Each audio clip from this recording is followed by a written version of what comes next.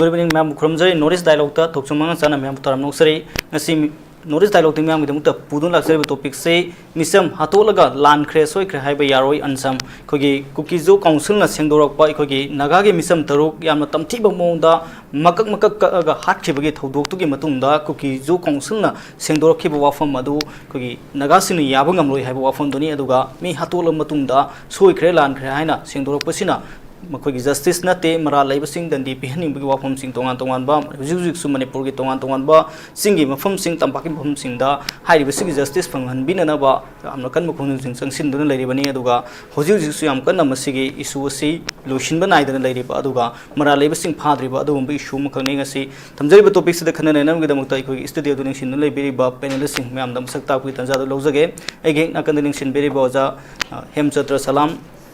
aduga ni subiring sin beribo oja NANDO LUWANG social activist jani bo kai kon usari han masi oja NANDO dalak sake hoji jing asi thamjari ba Meecham Hattoklaga Lankhre Soikhre Haiba Yaroi haba ansam na phungdoli wa phum se koi kamai yeng be so me khoi gi moi gi naga ga kuki ga gi mungna ba sem hore mungna ba hor ba matung da moi si khanare hanare ko mai pat ta hanaba ada samam na ba misi me am yauri naga gi samam na ba misi kuki samam na misi da naga gi de yam ba samam na ba misi si samam na ningai woidre kuki na kuki haji kuki loi ma ki wati ko kuki ma to level amen tuen ba duni ko adu ba khoi ne sum ngata na du haya da ba kuki ne sam na haibe wa na ba ko adu kuki me am loi haibe na chade haibe mai to jage mai ma to level amen tuen ba sing na hapane sum mek seng naga gi siri ba mi khudi muksi kuki na hapane haibe sum loi mek seng ba adu kuki gi si ba mi sing si hatpa jingje nagana hatpa su manba kuki na hatpa su manba khadi yawba ko sima leire ko adi sida gagde hojiki nagagi mi phara matungda kuina phara ka da pagi hostage exchange tawna bagi wathok pi le modal adugi nakai senga matungda hostage magi nagana phajlamba kuki gi mi du trami du pi gra matungda akoi nagagi phajingi ba keno je nagagi phajingi ba kuki na phajingi mi taruksi gi pirak paje asi bakjang wei pirak pa haki bakjang se khara tamthiba mong da hala pirak pa side gine bo ji lai bo wafam se masi matang si pithribi gi miyam na akoi gi kuki sing ge hen bali chatsi ai akoi lam hen ba kuki sing ni ko du ge hen bali chatsi pithribi miyam jina yam loina mong yaning re ninda tawre kuki bu yam tamthiba mi kang lobong boi re na ure ba kari jino kan da kuki loina magi wan na kuki loi chat khibi wa ne ba ko adu di magi lam hen tu hen ba kha na thon ja bani adu na khoi ni kuki na hai ko matam da sumoi na hai kana to khaido hai ba si sum chat na de ba pulap hai gal le ba mai ki di khaido hai bam di thoi ko adu pulap kuki na ga chat li se mai na adum chat khim ne ba ai mai to na kuki na to bani khange masi ahan ba na ta ba kuki kaina ga da asi ba jang si masi mamang da mayam yam hen khoi gi thamoi sukna ga pithri miyam na condemn to kiba yam kanna criticize to kiba hai tare ko kuki jingi tam kuki jo jingi tam thibali chat har ga di jiri banggi jakura roda thokiba thokdo ko mama sing angang sing yaw ga mi taruk nupi taruk hai mi taru hai tare nupi hum ang nupi nga pa khar gum je angang khara hum mangwa mama ahal hum mong ga tare nupi ga da ko moi taruk hat khibagi yam tam thiba mi hat adumaga leingi saw ne ba adum mathak da mu kuki jing sina akhoi gi maite gi mi tam thina hat thiba mi kharam ju kira tawre ba yawe matang ni ko kuki gi mi mete na hatpa nagan hatpa sum yong na ba lan ni khaga yong na da ga ju yam na maru di moi ne khwa thina ha video futir ka to na ko da yam thado ba to se maite gi pakhang le sabi ko chapa da hato khiba ko adugi mong ma do hadam dai gi photo e bugumba adigi di aram ba gi mi sing hatpa da moi na kom tro mami khumja no mai ka pa kom ka thogi ba thada gi ba to sumba thodu me am tam thina uringi marak sida jiri ba gi jakwa do gi amadi akhoi gi keno gi Dewan wifi ki thokdok se dewan ba hum dei pha ga hap ki thokdok sine ba si hala matung da ahan ba da moi ki kuki rong gi lai se amana mungang na amani na moi na ja ahan ba da mi sing je pha di hai ko nagai mi tok se pha di hai ba ani su ba da moi na mo hai re si mi si moi gi mi pha gi ba kuki gi pha gi ba nagai mo khud le mi tram ni se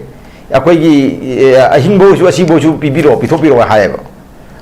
adu mandi kai moi di kuki na di mai naga gi mi jin da hat khrab ni na moi na su moi na to bol mai naga su to rum gani moi khan ba le rum gani ba adu wa phom am le de adu bu si wa phom je le da si gi bharat sarkar gi mana pong yong nak na ya wa ma thak yong na padagi tangai phadana moi gi kuki gi mitra mi thado khra madung sida to ri ba phibam da moi na hoji ngangai ba lon myam se tumina le moi la le je khanga ba ni ko adu moi na han singui se kuki jo kaung china singui ba sida ai di mi yang ani khai smai ku je ba amana kadage bu akoi gi kuki mayam tai ni kuki khedani masida jo mi wa swa yok de ꯑꯩꯈꯣꯏ ꯃꯌꯥꯝꯅ ꯁꯣꯝꯗ ꯂꯩꯕꯗ ꯀꯨꯀꯤꯅ ꯍꯥꯏꯔꯒ ꯑꯗꯨꯝ ꯇꯧꯋꯦꯕ ꯑꯗꯩ ꯀꯨꯀꯤꯅ ꯃꯊꯟꯇ ꯅꯥꯏꯇꯣꯝꯗ ꯍꯤꯡꯕ ꯅꯥꯏꯇꯣꯝ ꯁꯤꯒꯤ ꯊꯧꯗꯣꯛ ꯂꯩꯊꯣꯛꯄ ꯄꯥꯝꯗꯕꯗꯒꯤ ꯃꯣꯏꯅ ꯖꯣꯃꯤꯁꯦ ꯀꯣꯟꯁꯤꯟ ꯌꯥꯅꯕ KZCꯅ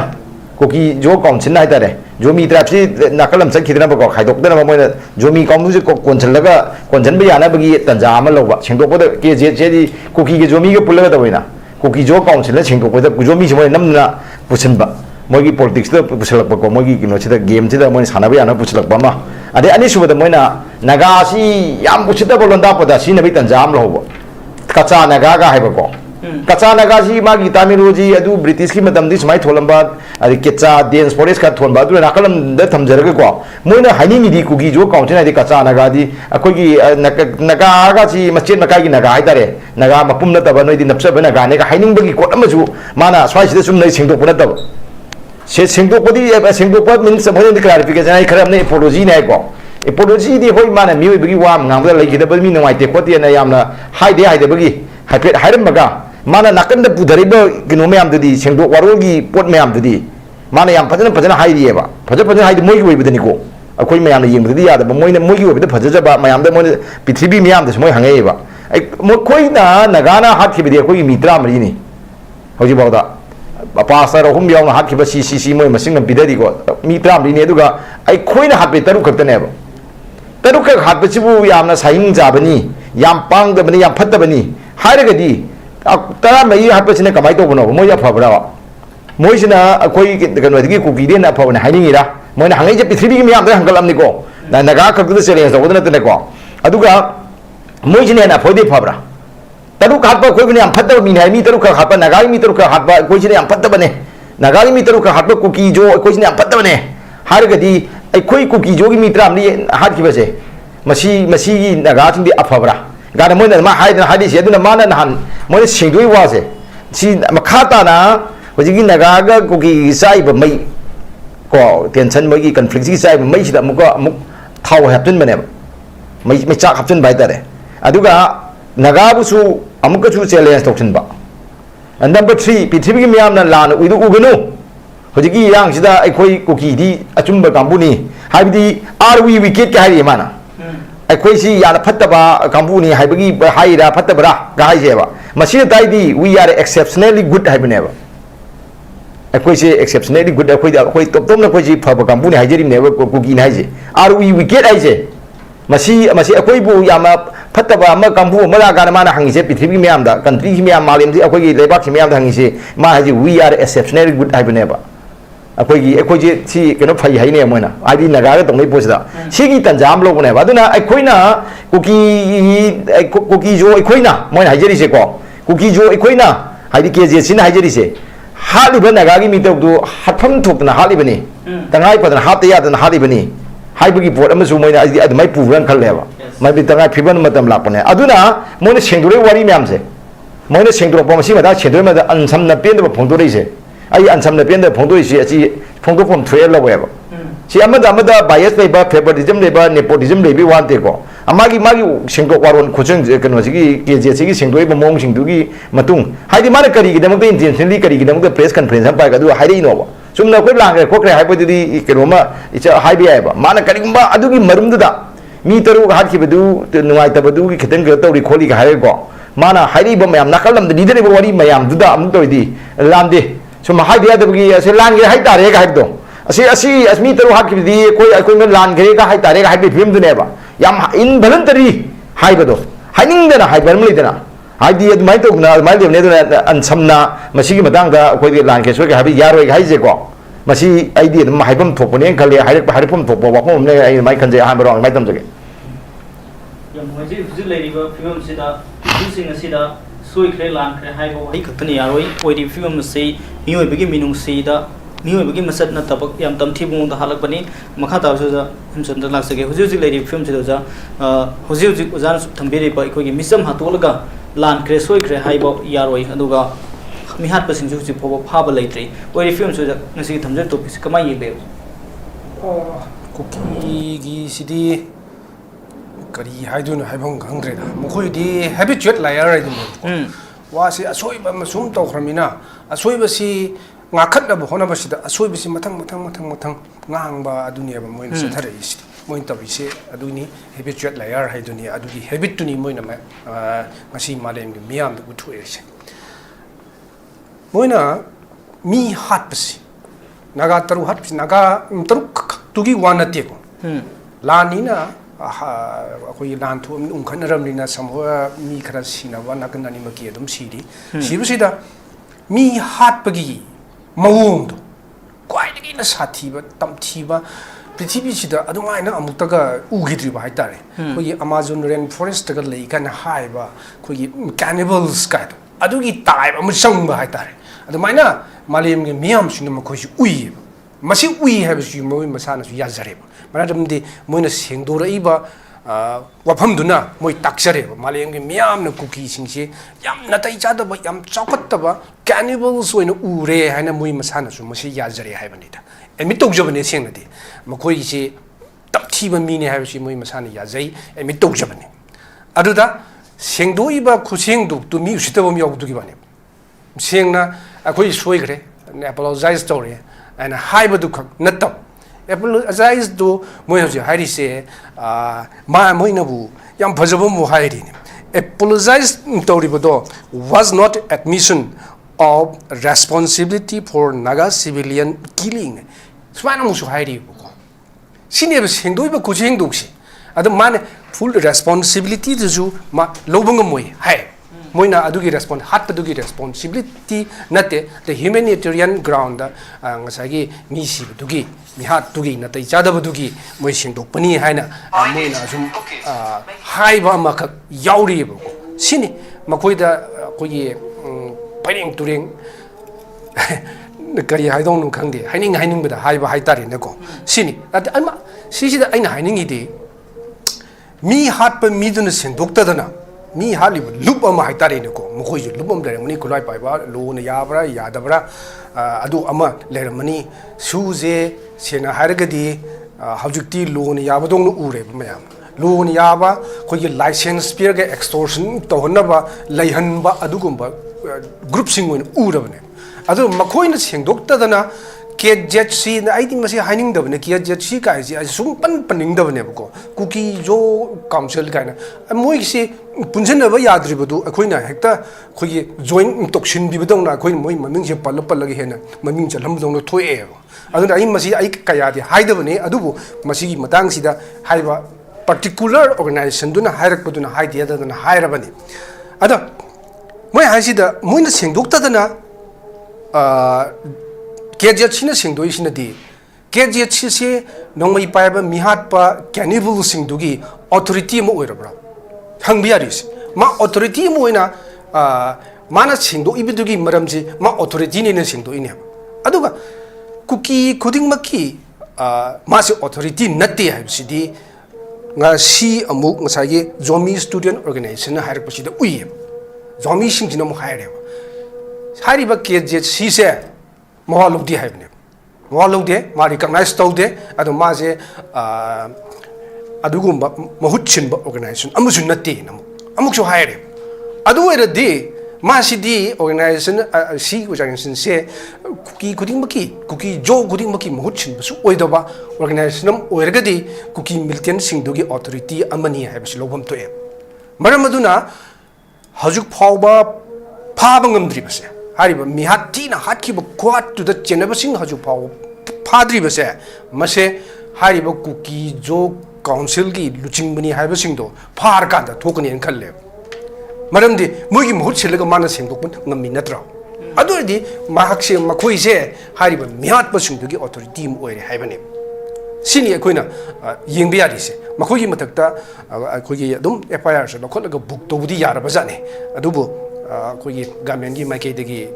kari thorang lokholige hauji ena da sinagare haire ke sina na moi lawre Home Ministry gi ayaba leirabana masigi kesi mukhoina mu another FIR ma palaga lokhotlaga ticket pasi haure na hairabani na masida NIN su masigi ticket pagi agency moina kari gi damakta cookie jo council na mihat da singdora ibno habsi su yingin buchum men khalle maramdi makoi authority moina singdo ini haina lohum thoi haibani da aduna phaba ngamdri basi pikraba sigi yam angakpani manipur gumba pikraba kogi mapangi state amagi district amana hena chawba haitare missing ju yam jadaba sigumba mi marak sisida khari adu yam tamthiba missing do haju phawa phawangam do haibse masidagi hena sonba masidagi hena ikaini ngai ba leite haina haininge ticket pa hobda ngairi haibe yai ana pai ba hobda ngairi haibe yai adubu thama heleklaba phajik laba sibauda manipur police na pairamba case tu manipur police na su phawangam de kanam ngam de ba moi mathak to wangang ho ki bra kainom tawri ba even asok pasing phawda security na guard tawraga pura lagan laying ni dana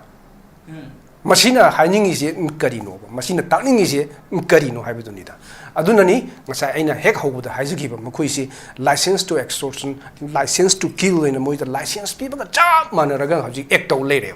aduna makogi mathakta chapchaba action se lakotri makai manipur sunging ingwe ingmusi leiroi maramdi nakalamada suppose mitai ga kuki ga irang si legi matamduda mitai gi nakal gi di kogi governor na matamduda kula se thingalo na kogi mathakta ki samta paloi aidana loi lokhre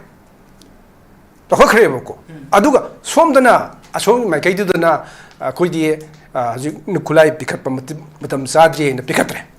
pairaga leire toning bada tawrga leire mitai da nomi kapsilam badagi hojukti tangkhulda mukap haidi moina mu differentiation se ko naga all naga si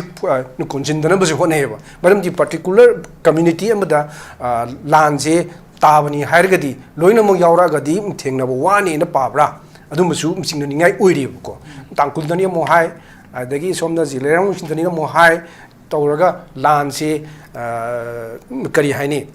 piction naba moina khogi attack to buda nungai naba haidi pulap haurak ta naba haibagi adugumba lalo amasu sinaba mali bako yam chati ba haitare moji yam singba phata loksing si yam hai ba haitare masina maram mora kanda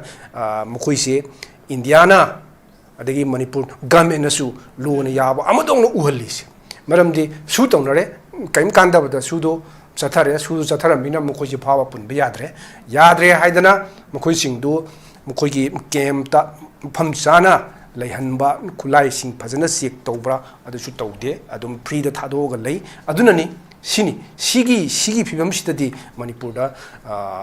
phana kan honarasu masigi irang se lusen gi hargadi su militant sing sigi hana solution ma problem sange aduga makoi da pairi ba maram chada ba adigi nongi bai ba maram chai haibdi yaroi da ko michamna aduna asigumba khulai sing se fazana losin ba ma sange ba masi natana somdana pahalaba nakalamdana pahandraba adueri nongoi paibduna nongoi paidabdu usitabe sim sana tabne aduna moina tonung bada ngasi phawda tum chatharaga lai masi sida injana su yengduna leibagi maramdudi mayamasu hanjin hainagre aduga manipur laingak na masi police department khaktana hariba mihat pasingdu thige harabadi irai laiba potneba nongmani ni gi manungda phabangam baneba adubu phade haju phawda kaim tongamde ji NAI na tigat base sahi kya changduino khangde adana masigi film sida sum lehen ba habase yam kudung thiningai ne na ismai thamjenge ji huju leiba film sida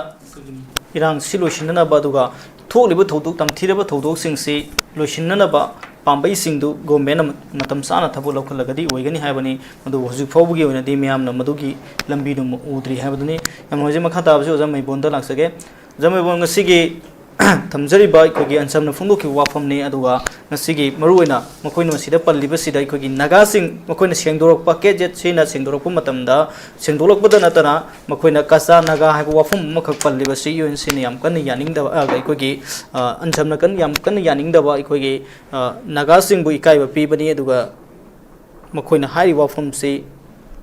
naga gi history singbu singnaba aduga naga singda yam kan singnaba wafam ni hai wafam sing phungdol heba tare puna makoina ngase kogi Meecham Hattoklaga Lankhre Soikhre Haiba Yaroi aduga naga singbu kasa naga hari wafam sina naga singbu ikai ba pibani hai wafam ni kamai yingbe uja sida kana wahang dida sum aina sum yingjauge hojik lediba Ansam na maroina hojiki koki jo council na khongdokiba aduda moina pamdaba madu khoina yang ngamoi ꯑꯩꯈꯣꯏ ꯃꯗꯨ ꯑꯩꯈꯣꯏ ꯃꯣꯏꯒꯤ ꯑꯣꯄꯣꯂꯣꯖꯥꯏ ꯇꯧꯕ ꯑꯗꯩ admit ꯇꯧꯕ ꯄꯨꯝꯅꯃꯛ ꯑꯗꯨ ꯃꯣꯏꯅ ꯑꯗꯨ ꯌꯥꯗꯦ ꯔꯤꯖꯦꯛ ꯇꯧꯋꯦꯅ ꯍꯥꯏꯔꯤꯕ ꯑꯁꯤ ꯀꯩꯒꯤꯗꯃꯛꯇ ꯍꯥꯏꯕꯅꯣ ꯍꯥꯏꯕ ꯑꯃ ꯑꯩꯈꯣꯏꯅ ꯌꯦꯡ ꯌꯥꯕꯁꯦ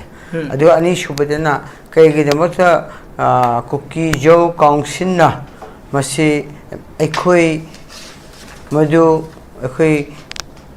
ꯏꯃꯣꯁꯟ ꯑꯃꯗ ꯑꯗꯨ ꯅꯠꯇ꯭ꯔꯒ ꯑꯩꯈꯣꯏꯒꯤ ꯇꯧꯔꯒ ꯍꯥꯠꯇꯣꯛꯈꯤꯕꯅꯤ ꯍꯥꯏꯅ ꯀ꯭ꯂꯦꯝ ꯇꯧꯔꯤꯕ ꯑꯗꯨꯒ ꯃꯈꯣꯏ ꯑꯗꯨ ꯍꯥꯠꯇꯣꯛꯈꯤꯕꯗꯨ ꯑꯩꯈꯣꯏꯒꯤ ꯌꯥꯝꯅ ꯒ꯭ꯔꯦꯠ ꯃꯤꯁꯇꯦꯛꯅꯤꯅ ꯍꯥꯏꯈꯤꯕ ꯃꯁꯤꯁꯤ ꯀꯩꯒꯤꯗꯃꯛꯇ ꯍꯥꯏꯔꯤꯕꯅꯣ ꯍꯥꯏꯕꯗꯨ ꯑꯩꯈꯣꯏ ꯌꯦꯡꯕ ꯑꯃ ꯆꯪꯉꯦꯕꯀꯣ ꯍꯧꯖꯤꯛ ꯑꯗꯨꯅ ꯑꯩꯈꯣꯏ ꯃꯁꯤ ꯀꯩꯒꯤꯗꯃꯛꯇ ꯃꯁꯤ ꯗꯤꯀ꯭ꯂꯦꯌꯔ ꯇꯧꯕꯅꯣ ꯑꯦꯛꯖꯥꯝꯄꯜ ꯑꯃꯇ ꯍꯥꯟꯅ ꯄꯤꯔꯝꯒꯦꯀꯣ ꯑꯩꯈꯣꯏ ꯀꯨꯀꯤꯒ ꯇꯥꯡ 18ꯗ ꯐꯥꯔꯒ 13 ꯐꯥꯔꯒ 12 ꯑꯃꯨꯛ ꯊꯥꯗꯣꯛꯄ ꯑꯗꯨꯒ ꯑꯩꯈꯣꯏ ꯅꯥꯒꯥꯅ ꯗꯤꯇꯦꯟ ꯇꯧꯕꯁꯨ ꯊꯥꯗꯣꯛꯈꯤꯕ ꯑꯗꯨꯒ 3 ꯊꯥꯗꯣꯛꯎ ꯌꯥꯗꯕ ꯑꯗꯨꯒ ꯀꯨꯀꯤ ꯏꯝꯄꯤꯅꯁꯨ ꯃꯗꯨ ꯑꯩꯈꯣꯏ ꯈꯨꯠꯇ ꯂꯩꯇꯦ ꯑꯩꯈꯣꯏꯒꯤ ꯐꯥꯗꯦ ꯑꯩꯈꯣꯏꯒꯤ ꯀꯁꯇꯗꯤ ꯂꯩꯇꯦ ꯀꯨꯀꯤ ꯏꯝꯄꯤꯅꯁꯨ ꯗꯤꯀ꯭ꯂꯦꯌꯔ ꯇꯧꯈ꯭ꯔꯕ ꯑꯗꯨꯃꯥꯏꯅ ꯂꯩꯔꯤꯉꯩ ꯇꯥꯏꯃꯤꯡ ꯑꯁꯤꯗ ꯃꯁꯤ ꯑꯗꯨꯒ ꯁꯣꯝꯁꯨ 14ꯁꯨ ꯊꯥꯗꯣꯛꯇꯅ ꯂꯩꯕ ꯃꯁꯤ ꯀꯃꯥꯏꯅ ꯇꯧꯔꯒ ꯇꯧꯁꯤꯒꯦꯅ ꯌꯦꯡꯉꯛꯄ ꯃꯇꯝꯗ ꯃꯣꯏ ꯄ꯭ꯔꯦꯁꯔꯅ ꯒꯚꯔꯟꯃꯦꯟꯠ ꯁꯥꯏꯠꯇꯒꯤꯔ ꯀꯩꯗ ꯁꯥꯏꯠꯇꯒꯤꯔ ꯄ꯭ꯔꯦꯁꯔ ꯂꯥꯛꯄꯗꯒꯤꯗꯃꯛꯇ ꯃꯁꯤ 14ꯁꯨ ꯊꯥꯗꯣꯛꯈ꯭ꯔꯦ ꯊꯥꯗꯣꯛꯈ꯭ꯔꯕ ꯃꯇꯨꯡꯗ ꯀꯩꯗꯧꯒꯦ ꯍꯥꯏꯕ ꯃꯇꯝꯗ ꯃꯈꯣꯏ 3ꯇꯣ ꯁꯤꯅ ꯐꯪꯉꯦ ꯍꯥꯏꯅ ꯗꯤꯀ꯭ꯂꯦꯌꯔ ꯇꯧꯔꯦ ꯁꯤꯔꯦꯅ ꯗꯤꯀ꯭ꯂꯦꯌꯔ ꯇꯧꯔꯦ ꯑꯩꯈꯣꯏ 14 ꯊꯥꯗꯣꯛꯈ꯭ꯔꯕ ꯃꯇꯨꯡꯗ ꯁꯤꯔꯦ ꯊꯥꯗꯣꯛꯑꯦ ꯑꯗꯣ ꯄꯤꯔꯛꯄ ꯑꯗꯨꯁꯨ ꯍꯧꯖꯤꯛ ꯃꯤꯅ ꯇꯧꯍꯩꯗꯕ ꯃꯌꯥꯝ ꯇꯧꯔꯒ ꯃꯤ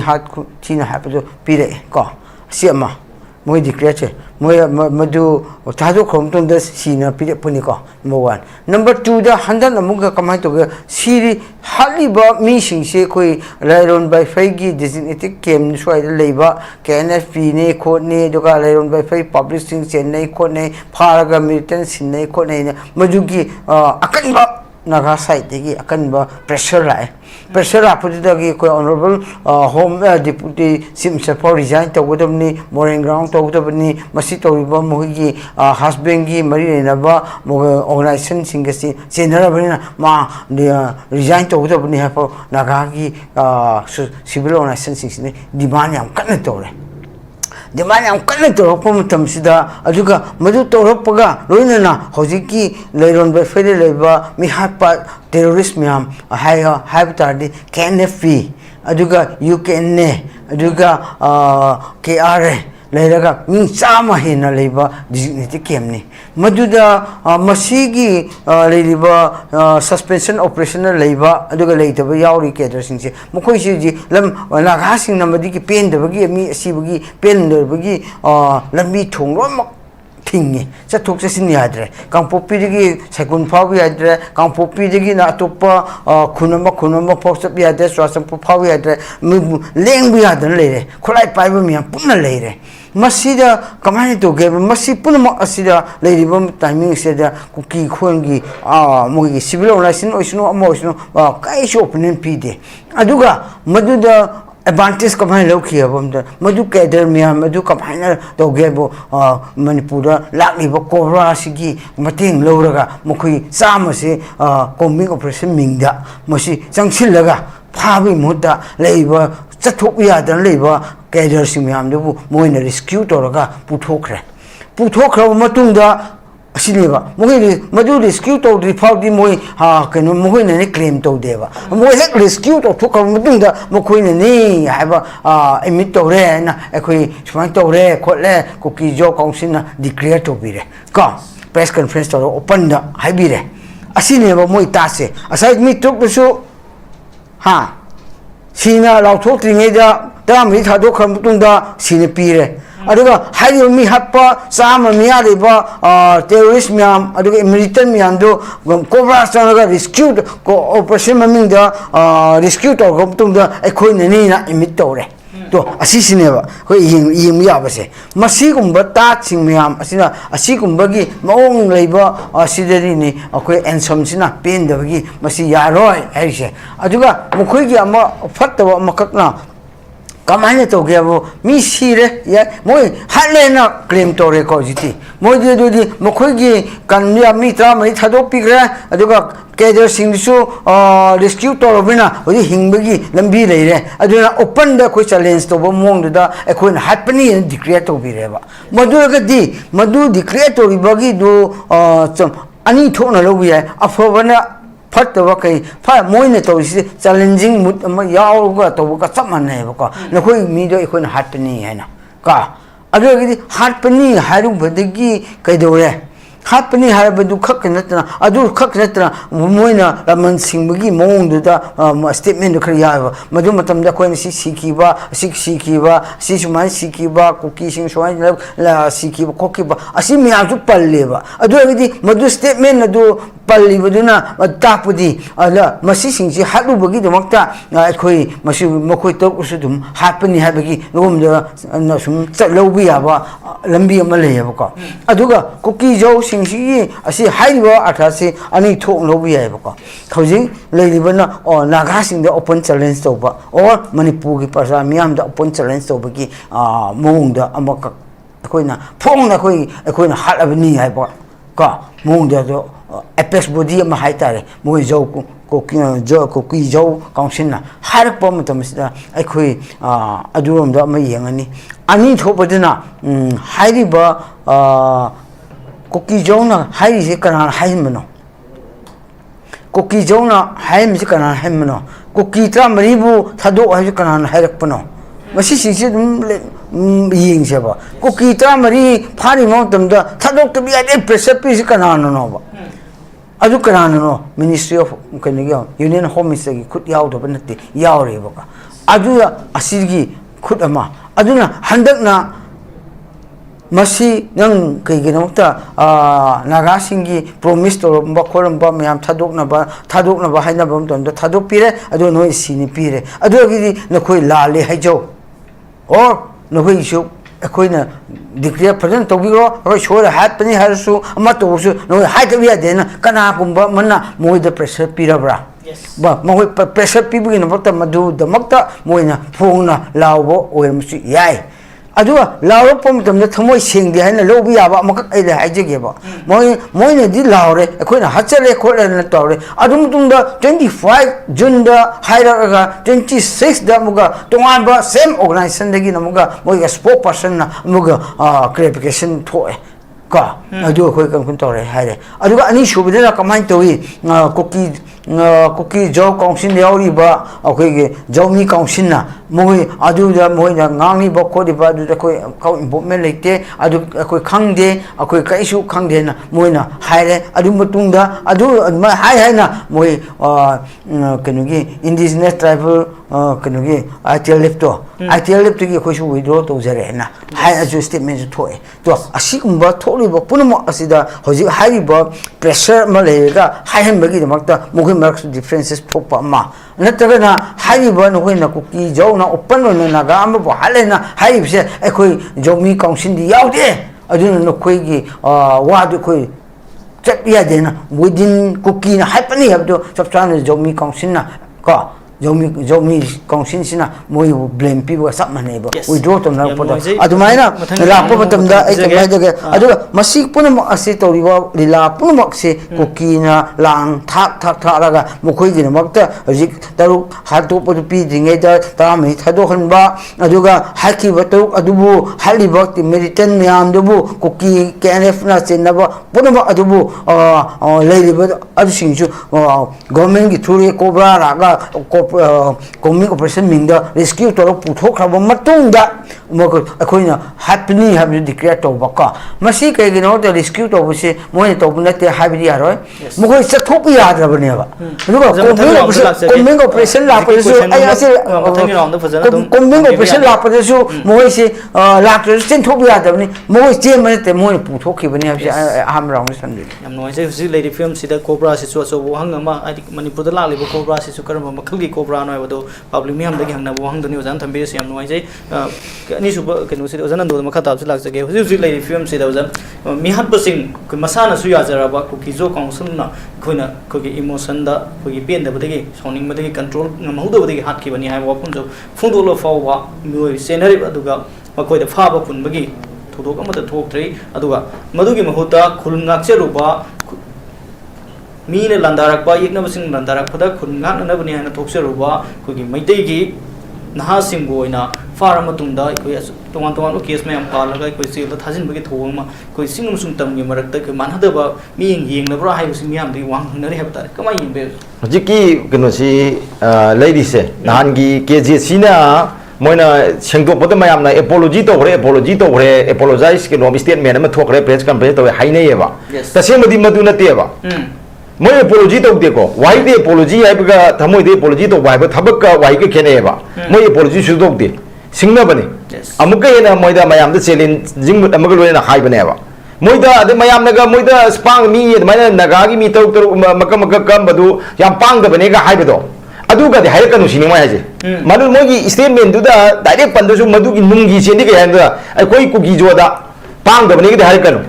นไอ้คุยดีเนี่ยคุยกี่ไม่ได้กุศลมาดีหาตัวก็มังกันบังกับกัมพูเนี่ยว่าคุยแต่ปังกับเนี่ยให้กันหนูสิ่งนี้มาให้สิ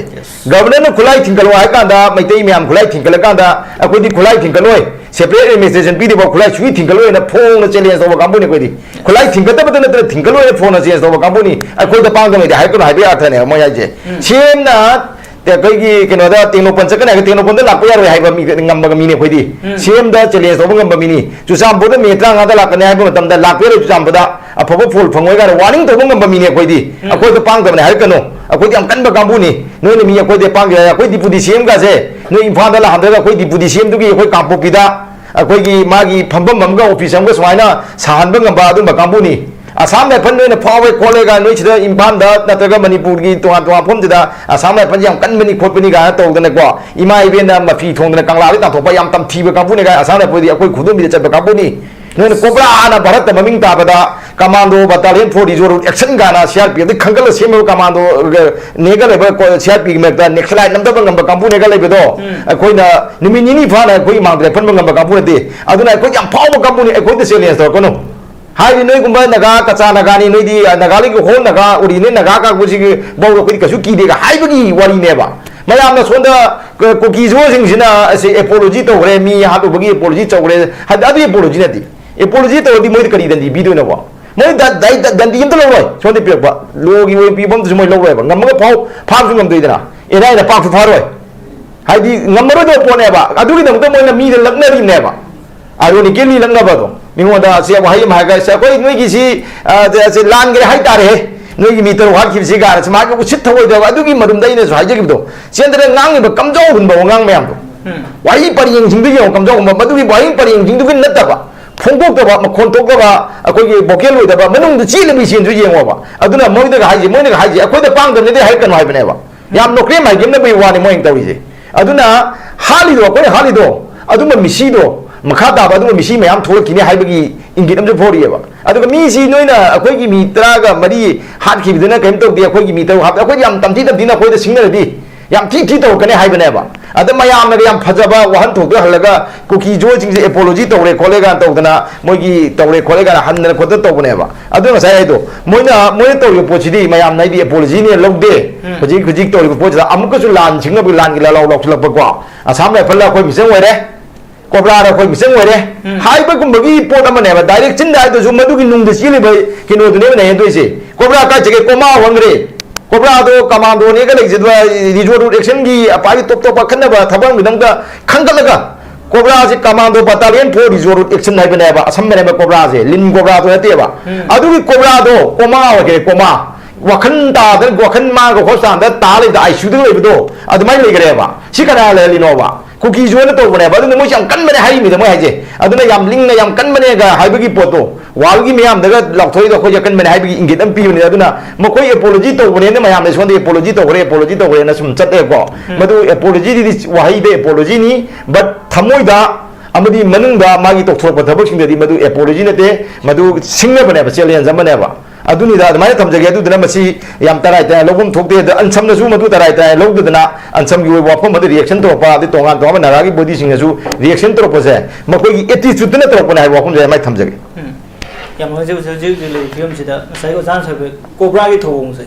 jan sai pe pan bi gre koi na sai ko mai bon su pan bi ke koi gi question laga thamma ba koi gi militant sing do pha gi mauta makoi no nu ke wa phom ngari masida cobra gi wang si kamai cobra je sine ma asoi gi ojik si koki jogi lamen tu emba jing si masi kono question gre ba ma ke ayam bada maitai ga mogi lifeline we lambi la phom je maitai ni ju leire koki ne ju question na ga na ju question gre ba moi hu ki chinjak chi wal e ba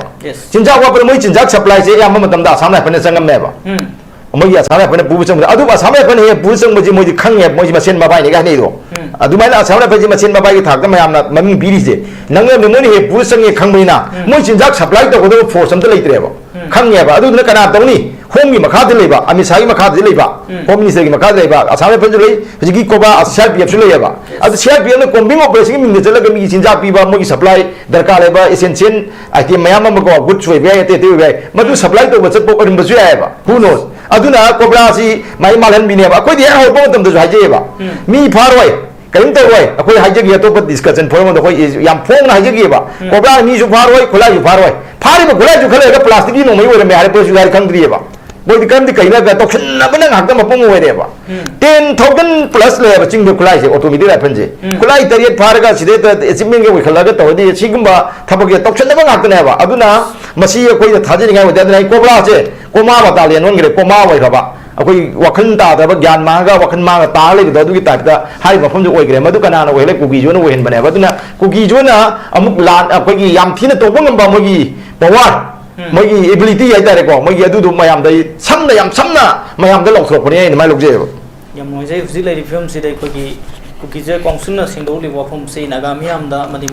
lady ba minari bu proof sing da singna bagi mo ma da uhan baduni hai baduni je hemchandra kamai yeng be uza kanun janan don thambe ri ba ko husi ko gi kuki jo kongsun na phong do li statement se ansam na su yaning da bu phong do li aduga ozan do na su sik thambe wa phom se dai ko gi makoi gi singok pasi ko gi naga misam amadi lady pa hingminari proof sing da warning pi bagi mo duni hai bani ozai mo kamai yeng be aduna sidi mioi ba matana yaru da bawani da yes mioi ba hari jine ba mioi ba nataba singna mioi bagi crime se against humanity neba moina sathagi basi ba ko adum makoi ji aidi aina su marak makta dum haib su yawi makoi ji mi boina lawba yari bra yada bra shi masi question ji hangninge mi boina treat to gadra adagi koi gi karamaina karamba jibni haina lawda ke haise machine ba ado makoi da ikai ba su moidi kitang ju wat pa mali adagi even mayam ya dum haina gi ba kari kari nupi angangi wari hisu adum madugi manung da sum su dum yaw bajani aduna makoi da sigumba ijat ki adagi minung sigi posma sungau yaw da bai tare aduna makoi na tok thoruk pasi maduda heta mami tai sumna hajiki naga taru hat padu sumna hatre yam na tai chada ba mawong da hat kre yam adisi siga manana kogi jiri da nupi angang jam tam chi mawong da hat padu angang pikri ba sahi phatri ba angang du makuk tu utup na thu maga halagi ising na lang darak ba kai si masi angak pa makhangi adu ngai hak shaw badagi hana ba haitare ne soi badagi hat pa natraga ngai hak shaw badagi khud han bada si nagi ba aduna makhal amane sidi togen tobam yauri ba ko sagi nupi han ba phabado moi 18 naga people say nupi angang yauna 18 phare adugi manungda trying to hit thador aga moi taruk si lehorini moi gin custody da lehobadu adum yam nganna hat khrabra haibigi chinam se leire adudani makoina ngasagi moi phade akhoi khangde ka na he hairambadu madu ngasagi adumaina hairga yagadra ni yengu bujani adura madu moina hat khre haibisi yam chingna swai sida chingna bagi chingna bang haktani da security force na dead body 6 dead body do moina puthora iba nimitugi mamangdagi haidi naga singna phajiliba atopa kuki gi mioi 14 se thadok tringai mamangdagi masigi dead body se phangrabra haibagi chinabadu lay adubu asomda somdagi jo madu puthu uragadi somda 14 people used to musu CBA bagi waitop leibanina madu losin bra habiki chingna basu leibo kai to bagi swai mafam sida miyam na haire nagasing na su haire adagi atai tai miyam su haire hari ba khungang ani sigi marakta soidna baki leigani haibi sim miyam na haire bane ba aduga chap manana moigina dead body ji putor komtam de piba statement da su hari mafam sida gi phangyen hari ne aduna adudi aduda leigani haibi sidi naga people singna haidi naknaba nagagi khungang khingda leriba mi singsina yam ngana haigrabane adu bawda puthoktraga thiba khangde na operation hui ga torna purna yam mana thiraga na phangmangam de haigibastu madu angakpa makhani adu masi chingnabagi ngak tani haitare aduna simaina akhoi si asigum phibam sida ngasi pawba hingdra lai mitai singa kuki singa lanthing nagi ba haitare mitai singdi sengna masa ngak thok chana bu honabani madu ngak thok na bo honabudusu ngasai gi mitai singji makutche koye thauri nu punjelaga khanan ba haitare adugi mongda laikibani madugu manana nagasing dasu ngasi gi phimsi madugi phim do yorobra thoba za laise hangning e boko nagasing ju ngasagi mase yam kan haibusu nuaite adubu tamthina hatkiba sing adu madugi matangda nuaitaba khara phongduk panatana atopa yam akanba reaction din nagasing gi maketi gi lakhite lakbu ukite masisu ai angakpa mani khakne haininge madu sumna khaki jelarong fruit ki miwi sing oibagi somda other naga people singna thoksa dabra natragana madu makoi gi people singni haina lowdabra ngamdabra haibu sisu hanga makhakne adubu hingsa chathaba haibu sidi afabadi natte aduna naga people singsina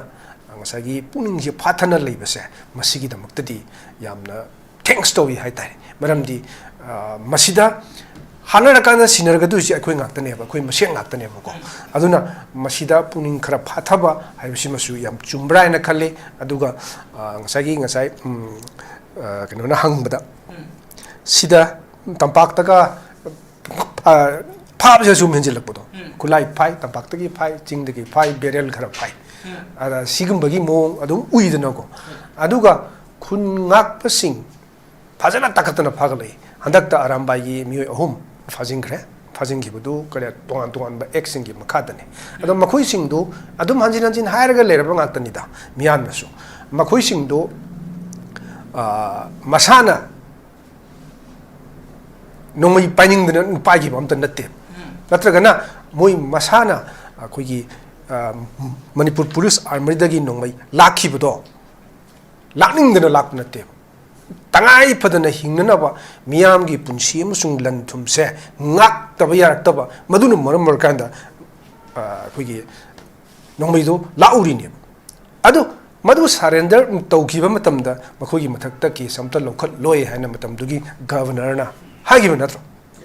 adu karigi natrino hajuna matang enaina kese lokolaga masu cheni adudi senadaba mibu amtabu yawram marori matamdu da hogiba irang duda ektam masing yamlo miyam se masing thingam da magi tholaga mi amani khakna mi gi armari dagi khulai do lauba ngamba hongna debako mi do yamal lakpuduna control ngamda dana lakri neba adui jardi maruda mi lakyano lising kya tin gi modum loin phatari bro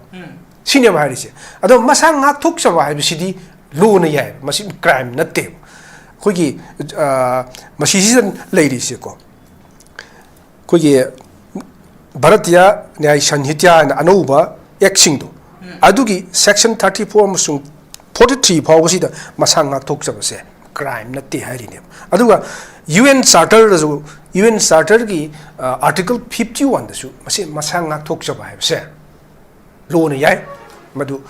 crime natte na hairine ado masi phawda aikoi di aikoi na isang ngathok chanabu honabase crime moina ubase masidi yam chumdena khali aduga people singi marakta makoina sinaba yaba mi sing dubu na mi una uba aduga makoina sinaba yadaba mi wi sing duna makoi yekna badong no uba anti national oibani intra anti india ni haina lobagi mong se masidi yamna peningai oitre na haininge aduga sinaba yariba mi sing du chumna sinna jo haidi la loba masel natragana kulai paiba masen thengna bada sina gibu du kai de micham hat bada sinarakpa asimadi moi sijina de haiba yaga dori raw lansi horokpadagi sidam tang hainu mum khale lansi horokpasi lansi mi homdagi hoba nate na loye bede matam madu da moin sanghilaga mai thaba hobudugi wane ba madugi mamangdagi akhoi april ko nipanda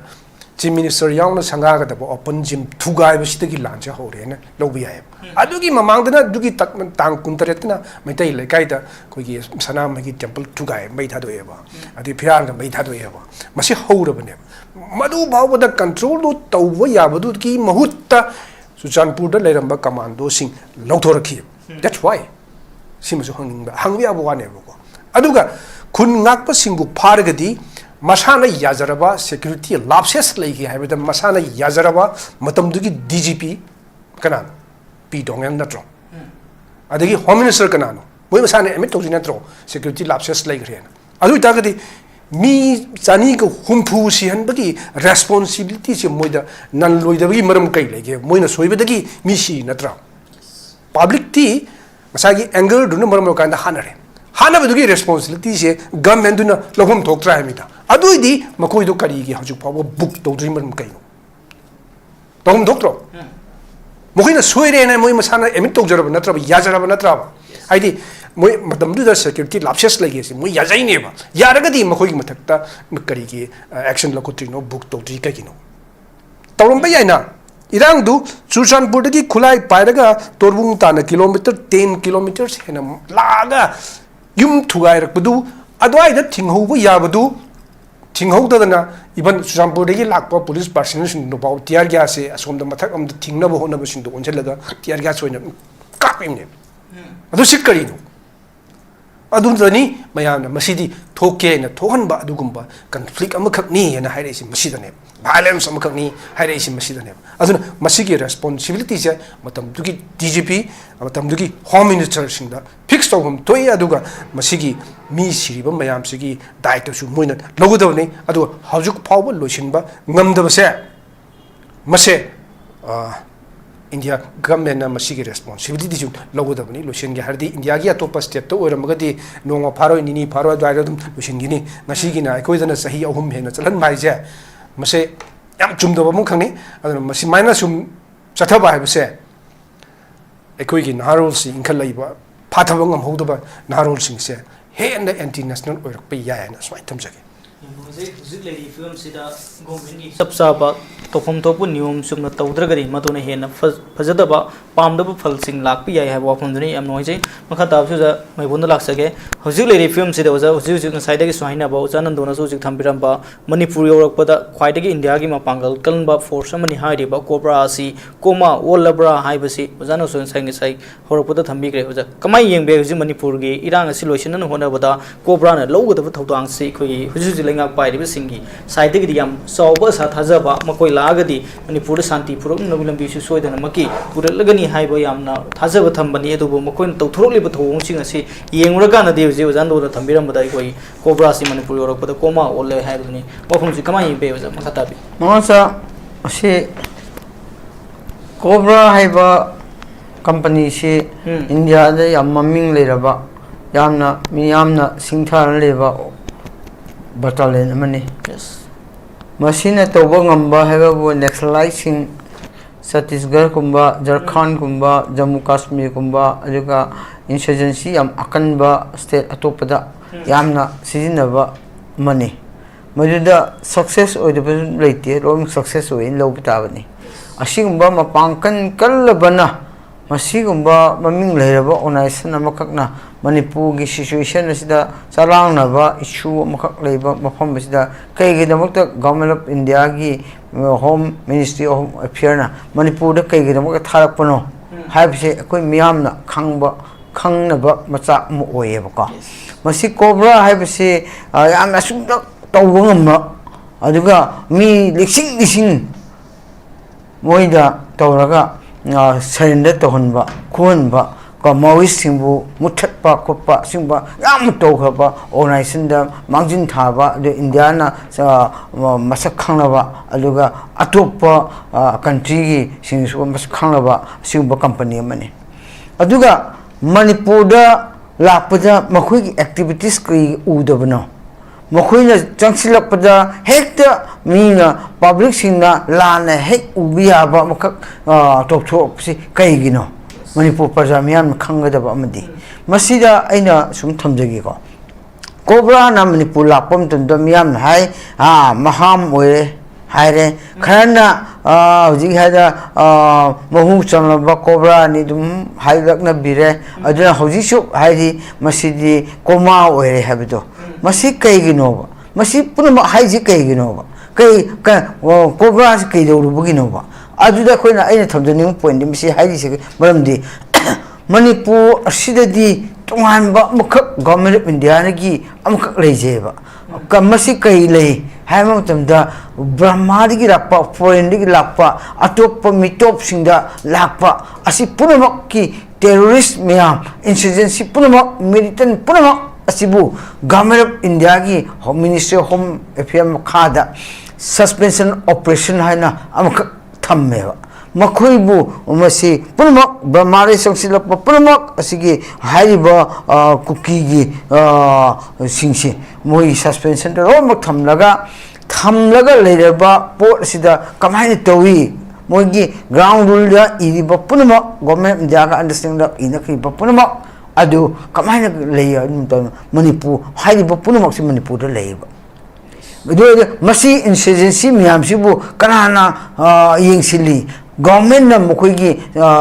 bukchak omak thaiba ko stipend piraga lising tuk piraga mogi koki gi suspension operation da leiba keno amasung KNF ki kader makhada leiba sakstan tunga leiri punna mi lising ani makhai mukka 2500 cadres kumba masi se government na yokton leibane misi yokton leiba sida adudi asai hairiba cobra PHAOMEI terrorist muthak pangamba insurgency control to pangamba haina Manipur lapo matamadi tawriba Manipur problem so ibidi government of India ni yokriba pisa pidaga yokriba singsina crime si lomak tawribaneba aduga eroi order pahandriba singdasu tamdasu thoaliba punamak si mokoi activities mogi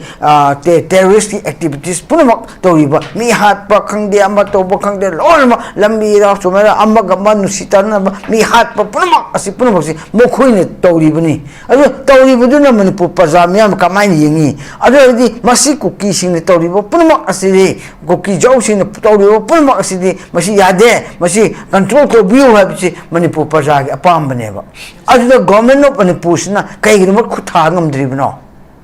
adu khuthabi asi kaigino hajo khamun neseba government na soli se kaigino habisi da hairiba suspension operation da leriba cookie gi leiba singsida government na hatninge no hek happy adaba phaninge hek phawi adaba kaigi government of India na control tawriba government akoi na wei natte masi punamak se akoi na tha gi pa kro moi stipend pi le dibani adu moi shop ya de haina masi bu shop ta na ba crisis sida communal lapa kangup ki khanna se na ba kapna ba hatna ba rapum da haina government jana stipend pi ka thamni ba suspension da le ba sing sidi shop ya de masi kedar mi shop ya de masi kanan protection pi hom thoi government of India pi hom thoi aduna central force na ngak se laga ju le shini ka adu moi shop na ba adu di haiba kangup ki lans da andaga laaga masida phuna ba khona ba numai kana ba apam tamadi moi shop agdi akoi daita lawa hitawa government of India oirani aduna masi apam tamda moi soi siani aduna masi khoi protection pi da ya dena gom asu ya no security force center post tharaga me undeclared oiba buffer zone ma thamise mokhoi gi hauji haiba suspension operational leriba singse aduga mitok Burma changsilakpa foreign da changsilakpa mogoi singsigi Canada UPF da leriba foreign gi mishingi suspension operation yariba mishing punma sibu kannibi da government of India na tharapaka sap manaba ama miyam ure bako asigi aina hoji hairi sidi mokhoi bu ji shopia deba modi government gi government na akoina masi akoida kanlaga yokton leba aduga sap manabina maduda koi state force na sangla tawsi yaroi public na sangla su tawbi yaroi aduna madu punmak to ngak selage lebagi evidence aroi bida afawa kobra raga asigi mi hapa mi tok naga tok hadokiba militant sing terrorist sing kenya ko leriba punmak adubu comming operation tamam namada puthoki bisine Madura Yadrava. Bayagadi or Lambi Rom King Manina, Moyle, Rekas Kovi, Tobi Adre, Asata Pushimi Adre, a Moyle, Queen Letragadi, Haiba, Mishing, she Soidrova. I do not Canada Cow, Cobra, coming option, Minda, Rotoki, Ni, I've said, to my Hajaki, I do not must see Punama, I say, Gom, a queen signare. Tauriba Manipur Tauriba Punam say a Sason si Ani talk and Tore, Berry de Sason to Male, and the sing Sason to Male, I do a Ningomdi Manipur Sida law orders the state subject ni government home minister chief minister Makad Rome order control to Jagadabani Adubu Mani chief minister Moina Tony Maneva. Ron peace mas peace Pamgi Wang Yamangi Yam Presetoi Yam Pay Adubu Man Walking the power do Pantok the Bumtum center gi Aya below the Yada Vibdi sing the Sasonsi home mission law order control to win Manba Amalay Benina Masu Tonalina to Wongam the Basu Yai Adubu Equina Pamba City Madupun Mok to Lajarasu state Amagi Mr. Moina center drapi from Topa pressure do Chaptan Peter Aquidimisi part of a day to be a day have to some silver and pay last I hajan badi cookie joe council na makoi emit tolabani halabani habse book pirabani na abedi cookie mp cookie joe council ITRF kutu athu matamda mi hapaching putho patai mi hap do mo responsible lo patai mo pest body mana ngang khabna hai madu wasak ngao no hale happening me hap do no mi am putho number 1 number 2 da suda riba kano UPF responsible lo da ni no khoi makhada leiba cadre sing na hatpani adodi madu ki naki ba punma adui kano ga UPF na no cadre sing na hatpani na madu cadre sing do makhoi na hatlabni habsi ta sing no putho piu mi am oragadi as sabchaba no na kano afobade pamaba fattabsu pamasu fattab pamasu moina happening have to habiro afobo oge su moina happening have to pitok piro ke ba pitok to bada pitok te khalse decree of me pitok ta ne to adu decree to ba pitok to su state government to me le yaro state government no na hai gamna mi pha de ya de na state government na lokho from topa login mi yinda must to from top of state government at home the Lokapiro, Kerbo, state government, and Mosilo Kotavasu, central government is Kangabni, central government is me happen to the Kankapati day. I do not must see me to Hapa, Nagami to Hapa Singsi, center, na I was Singsina, put hold up in the state government center, two on the Para. This is in Mokta Ladiva, Makap. Kakthalaga lemba adugi solution amakakgi justice amok program tamda government gi oiba thorang logdabani center gi thorang logdabani masi logdaba tadi yaroi aduga decree to kiba community ko je the apex position ko ki impinus law top ko jo council ITRF kutu punma asigi daita hebdo asibedo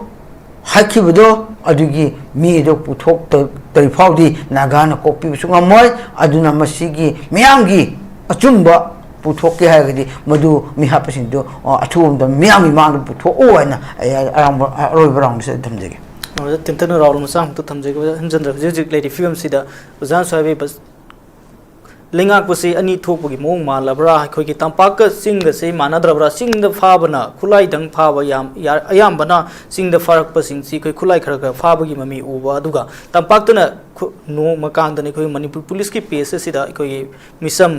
नतब अखोगी मी गा खुलाई कोनना फाबगी पाउसी अदुमक लेप्तना यावरि हेबा तारे बजा तंपाक्तना मी गा खुलाई गा दुमक फाबा अदुगा सिंगदना खुलाई खतमक फाबगी थोंग अमा मियामना उबसी अखोगी सिंग तंपाकसी अखोगी सथरिबा थोंगसी मानद्रबरा हाय वांगदने कमाई येंबे अरोइबन थम मसिने मसे अखोइना हाना उदुन त लाखरबा मखकने अनोब नते यस सी याम छांगे मसी मोंग सिदा चथरे इसे अदुगा हौजी येंगसी सुदा लेदिबा अखोइगी ऑर्गेनाइजेशन सिंग हाइतारे मिलिटेंट सिंग मखोइ सिंग सी अखोइगी यानरगा लेबनिना मखोइगी मथक्ता याम कन्ना येंगसिनदबा ऑपरेशन सथबा यादबा हाइतारेने अदुमाइना तौबा माले अदुगा सपो अदुगा मी हालुरगदी मी हालु हाइबदी नतेदनको सु तौनरी सी शांति पुरुनब नत्रो अदो मी हालु हाइबदी नते अदो मी हालुरगदी मरा लेबसिंग दु बुक तौम तोय फाबम तोय कोई जस्टिस सम पिबम तोय मियाम दको अदुना असिनी सी मथौ तारे से असिगी माइना सी उरई सिदी सिंग अमसुंग तंपाक अनि मक्ता तोखाइबा एडमिनिस्ट्रेशन अमा लेरकपदौना उरी सिदी गवर्नमेंट हानगी अदुसु अद्वाइदुदसु अदुम ममी अदुम ताबा हाइतारे को ममी अखोई इरांग से थोक्त्रिंगे ममांगनसु चिंगद लैबा पुलिस स्टेशन सिबु नोंगै क्याम पिगे गाड़ी क्याम पिगे नि करी थोनगे स्वाइदा लैबा अखोई हाईवे मपान दग लैबा पुलिस स्टेशन सिंगददी हाइफेट का पुलिस स्टेशन मानब्रा अदुगा मनुंग खरा हाजिनगिबा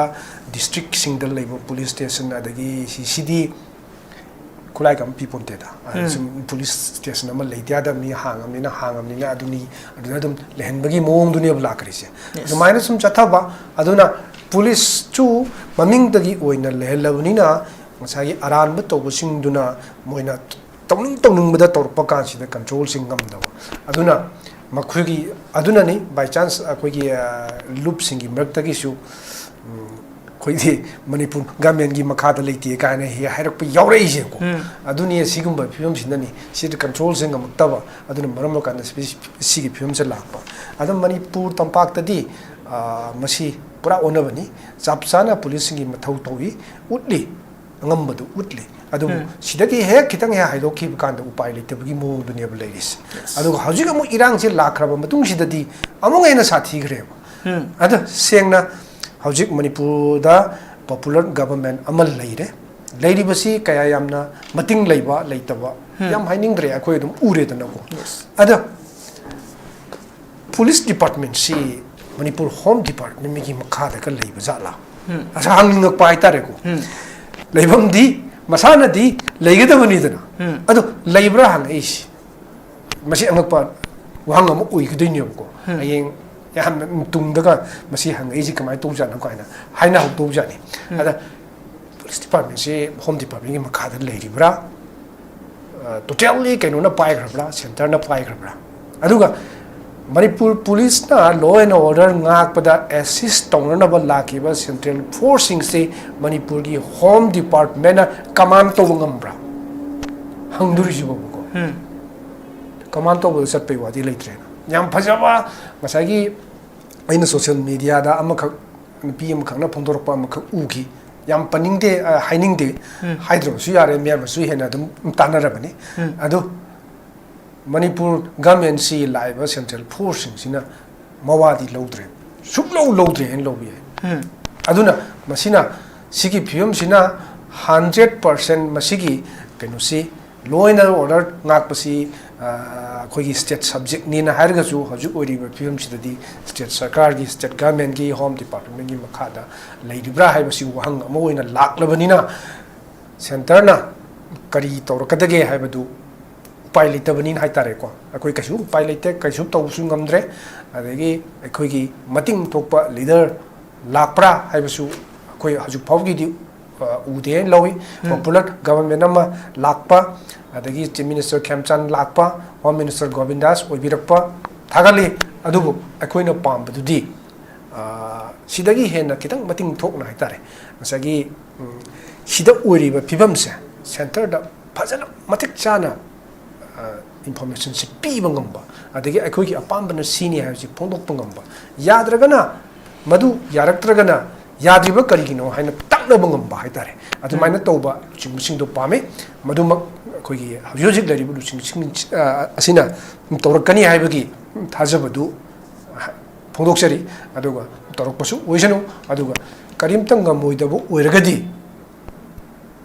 oirubagi kari kanari ge se ai sumai thamjage Yang saya khusus lengak pesing na mating thok na iram dam masigi asing ba luching boy na lengak pa tangai fade habadoni miam na hangnari wang sing ase samun na miam ma thok li habadoni manipur police ki wadi pa makoi ki thawong sing sida su angak pa wang sing miam hangnari habadoni aroi ba oina wajam me bonda langsage khusus leire film sigi khoi ki maroi na naga gi misam taruk hat khibagi thawong sigi makha tarak te koi naga gi MLA sing aduga UNC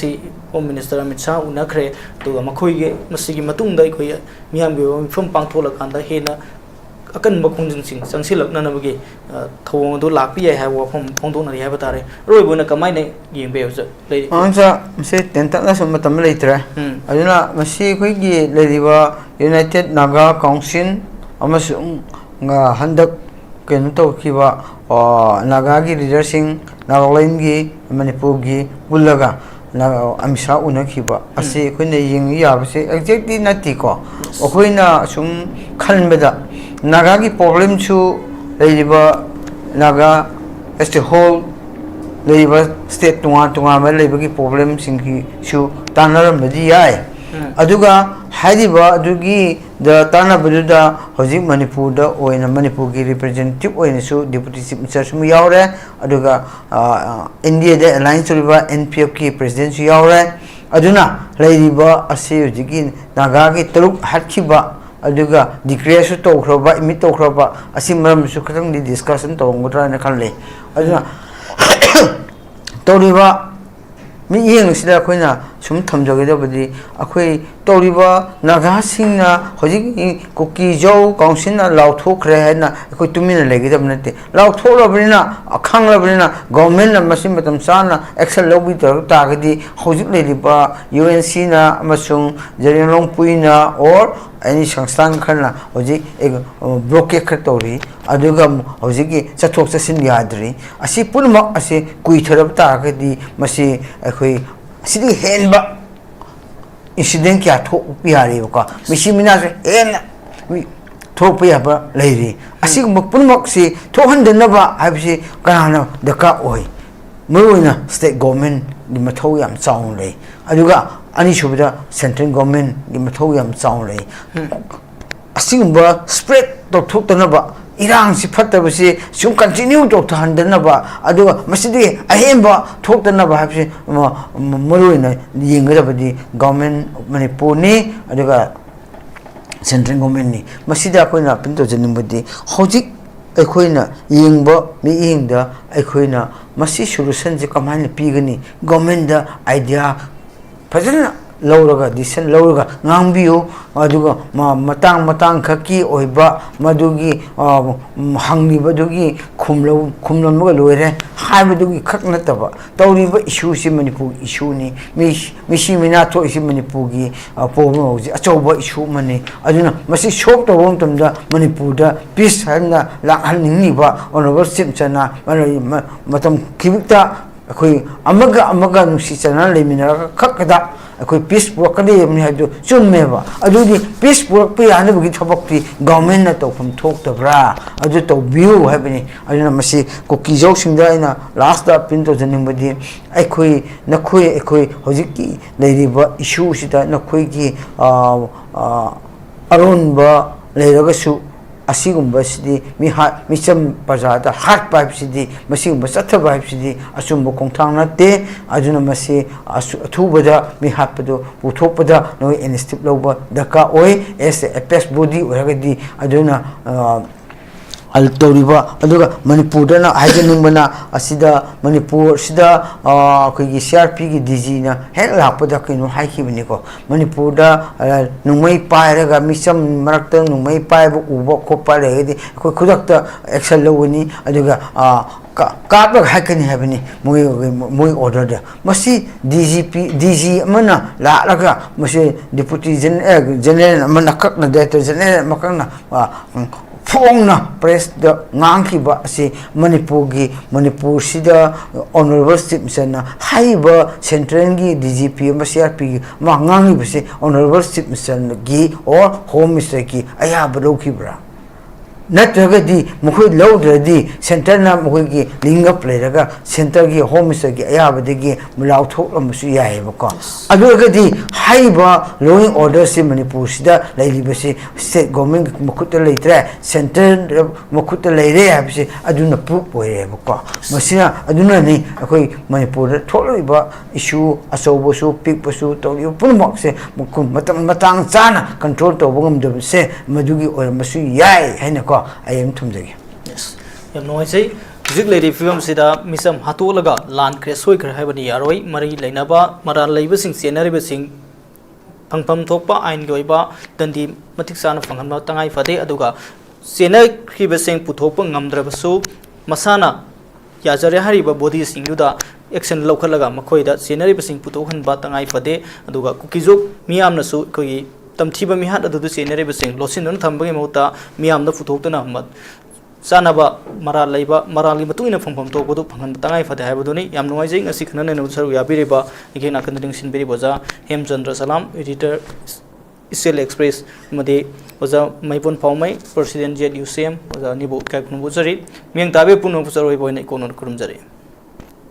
Sparkle Educational Service ki Career Counselor ki Female amasung Male ki ahangba post ani kauri Educational Qualification MBA loiba oigadabani Fresher amasung Experience leiraba miyoisingna apply tobiba yagani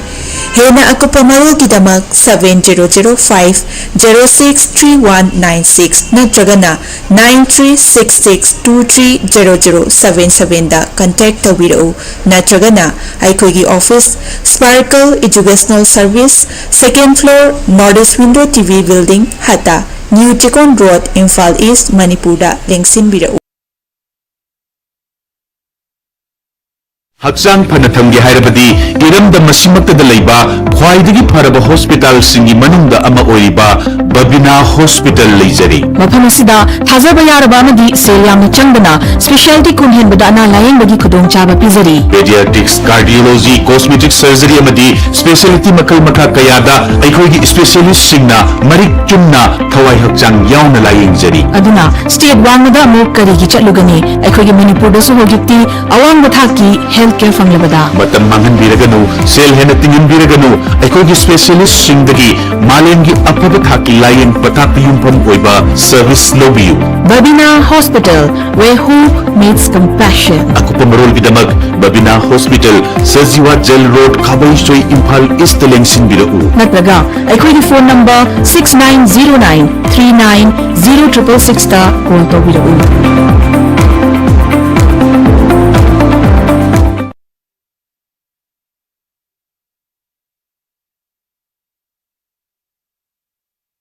Northeast Window meaning Tabiriba, Mayam Punamakbu, Taramda Okchari, Halzik, Mapalamgi Tabaki Pau Pijari, Ahan Bada,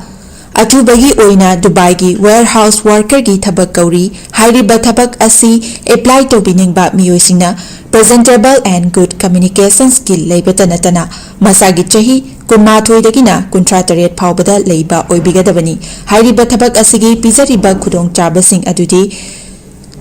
Per day 12 hours duty hours oijagani, per week ta 6 days duty oijagani, 2 years work visa pizagani, loinana accommodation and transportation pizza batanatana, medical and insurance su pizagani, hairiba thabak asigi thagi oiba salary lising kuntaretagi haujagani, anisubada United Arab Emirates ke driver ki thabak kauri, hairiba thabak asi apply to winingba miyosingna Indian car license ka loinana Gulf ki license leiba oigadabani amasung basic English communication leigadabani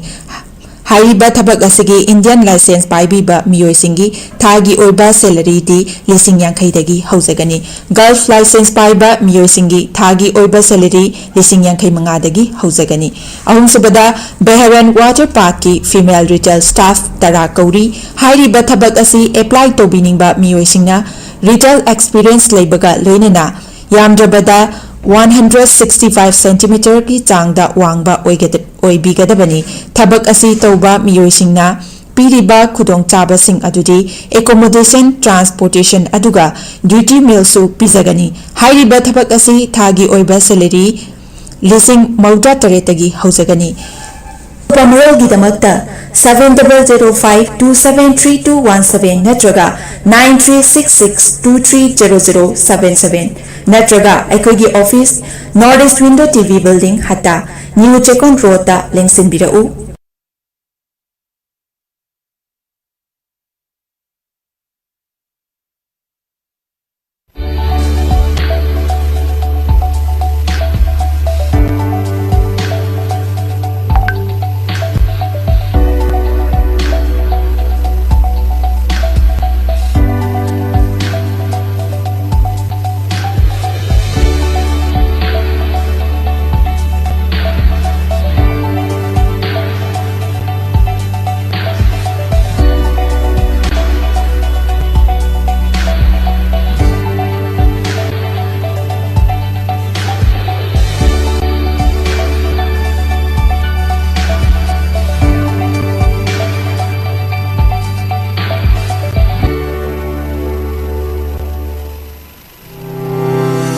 Step into a world of endless possibilities with 18 dynamic faculties and 180 plus courses. Unlock your potential with industrial-ready training and placements. SGT University, empowering tomorrow's leaders.